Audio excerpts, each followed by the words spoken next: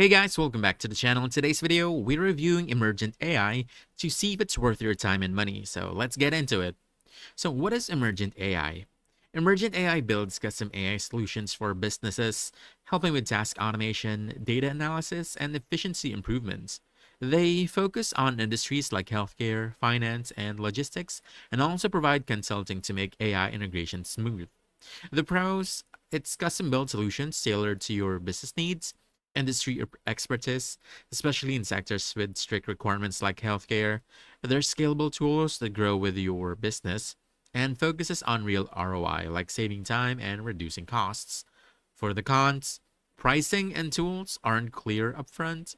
You'll need to contact them directly, despite this numbers showing on their website or the prices showing on their website. You still want to contact them directly. Custom AI can be expensive, not ideal for small businesses or startups. Setup takes time, so results aren't instant. Competing with big players like Google or Microsoft who have more established AI products. But for the verdict, I want to say Emergent AI is great if you're a larger business looking for tailored AI solutions and have the budget for it. But if you're a small business or want something quick and affordable, you might want to start with options like OpenAI or Google Cloud AI first.